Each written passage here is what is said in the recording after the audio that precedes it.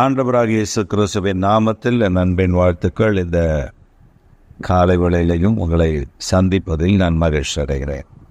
இன்றைக்கு நம்முடைய தியானத்திற்காக நாம் தெரிந்து கொள்ளப் போகிற வேத வசனம் சங்கீதங்களின் புஸ்தகம் 125 சங்கீதம் 1 வசனம். கர்த்தரை நம்புகிறவர்கள் என்றென்றைக்கும் அசையாமல் நிலைத்திருக்கும் சீயோன் பர்வதத்தை போல் இருப்பார்கள். கர்த்தரை நம்புகிறவர்கள் என்றென்றைக்கும் அசையாமல் நிலைத்திருக்கும் சீயோன் பர்வதத்தை போல் இருப்பார்கள்.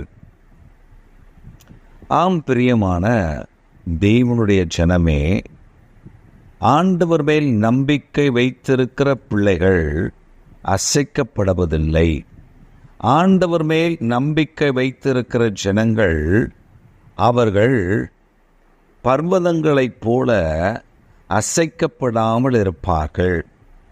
நம்ம சில நேரங்களில் ஆண்டவரை சார்ந்து நிற்கும் பொழுது நம்ம எப்படி நிற்கணும்னா பர்வதங்களைப் போல நிற்கணும். சீயோன் பர்வதத்தைப் போல விசுவாசத்தில் நிலை நிற்கிறவர்கள், கர்த்தருக்குள் நிலை நிற்கிறவர்கள் என்றென்றைக்கும் அசையாமல் இருக்கும் சீயோன் பர்வதம் போல் இருக்கிறார்கள். அவர்கள் அப்படித்தான் இருப்பார்கள். சிலர் சொல்லுவாங்கல்ல, அவன் கல்லு மாதிரி இருக்கான் அப்படின்னு. எதுக்கும் அசைய மாட்டான்.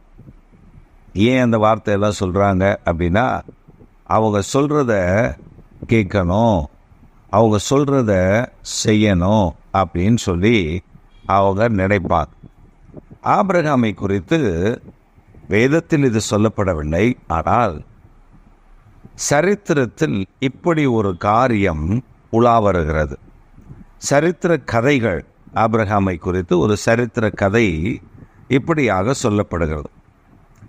ஆபிரகாமுடைய நாட்களில் ஊர் என்கிற கல்தேயர் தேசம், அங்கிருந்து ஆண்டவர் அவர்களை கானான் தேசத்துக்கு அழைத்து வருகிறார்.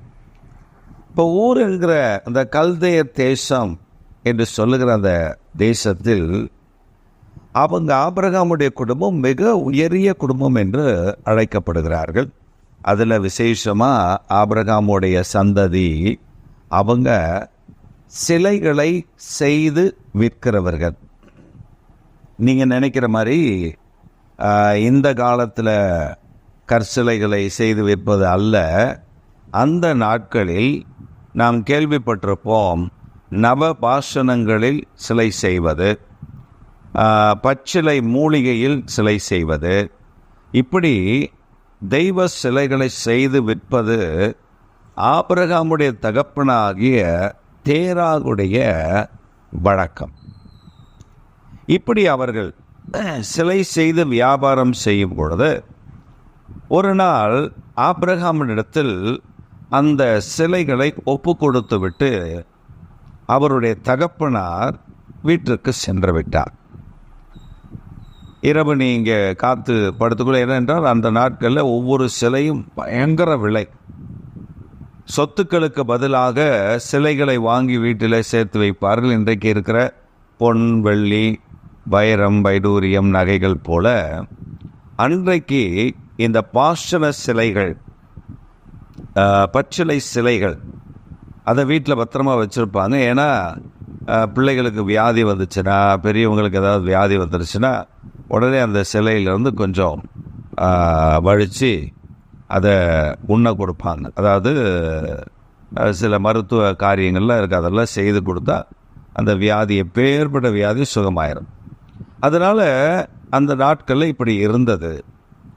ஒரு நாள் ஆபிரகாமை விட்டுவிட்டு அவருடைய தகப்பனார் சென்று விட்ட அந்த நாளில் ஆபிரகாம் பார்க்குறாரு, எனக்கு வேறு வேலை இருக்குது, எங்கள் அப்பா இப்படி பண்ணுறாரு அப்படின்ட்டு ஒரு கட்டையை எடுத்து எல்லா சிலையும் அடித்து நொறுக்கி எல்லாத்தையும் உடச்சி போட்டார். தேராகு வந்தார். அடுத்த நாள் காலையில் கடை திறக்கிற நேரத்துக்கு வந்தால் எல்லாம் நொறுங்கி குப்பையாக கிடக்குது, எல்லாம் நொறுங்கிறது. தேராக ஆபிரகாம்கிட்ட கேட்குறாரு, ஏப்பா என்னப்பா நடந்துச்சு ராத்திரி? நீ வேறப்பா, ஒவ்வொரு தெய்வமும் இன்னொரு தெய்வத்தை பார்த்து முதல்ல வாய் சண்டை போட்டுச்சு, அப்புறம் கை சண்டை போட்டுச்சு. எல்லாம் அதாவது அடித்து அதாவது உடஞ்சிச்சுப்பா, நொறுங்கிடுச்சுப்பா அப்படின்னு. அவர் அதை கேட்டு அவருக்கு ஒன்றும் சொல்ல முடியல. ஏன்னா அவர் சொல்கிறார், இது பேசாதப்பா, இது இப்படி செய்யாத, என்ன பண்ண, ஐயா அதுகளே அடிச்சுக்கிச்சிங்க, எனக்கு தெரியாது, நான் ராத்திரி தூங்கிட்டேன், காலைல ஏஞ்சி பார்க்குறேன் இப்படி இருந்துச்சு. இது ஒரு சொல்லப்படாத விதத்தில் இல்லை, ஆனால் இது ஒரு கதை வடிவாக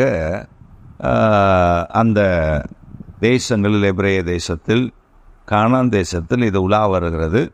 இப்படி ஒரு சவக்கடல் ஸ்க்ரால்ஸ், அதாவது டெட் சீ ஸ்க்ரால்ஸ் என்று சொல்லுவார்கள், சவக்கடலிலிருந்து எடுக்கப்பட்ட சில நூல்கள், அவைகளில் இது எழுதப்பட்டிருக்கிறது. அது சுட்ட மண்ணினால் செய்யப்பட்ட பலகையில் எழுதப்பட்டிருக்கிறது என்றெல்லாம் சொல்லுகிறார்கள். இதை நீங்கள் நெட்டில் போய் பார்த்தீர்கள் என்றால் இந்த காரியங்கள் அங்கே இருக்கிறது. அப்போ ஆண்டவர் மேல் உள்ள நம்பிக்கை, ஆபிரகாமுக்கு தேவன் மேல் ஒரு நம்பிக்கை இருந்தது. என்னை உண்டாக்கின கர்த்தர், என்னை உண்டாக்கின தேவன் யார் என்று ஆபிரகாம் அவரை தேட ஆரம்பித்தார். அவரை தேட ஆரம்பித்த பொழுது ஆபிரகாமை ஆண்டவர் நேசித்து தம்மை அவனுக்கு சொல்லி கொடுத்தார். அப்போ ஆபிரகாமிடத்தில் ஆண்டவர் சொல்கிற ஒரு காரியம், நீ இங்கே இருக்காதப்பா, நான் உனக்கு காண்பிக்கிற தேசத்துக்கு நீ வா. அப்போ இவன் வருகிறான், இவன் தகப்பனும் கூடவே வருகிறான். எங்கே போகிறேன், நானும் கூடவே வருவேன், சொத்தெல்லாம் அடிச்சுட்ட வா நம்மெல்லாம் போவோன்னு சொல்லி அவனுடைய எல்லா வம்சத்தையும் கூட்டிகிட்டு வரான். அங்கே வந்து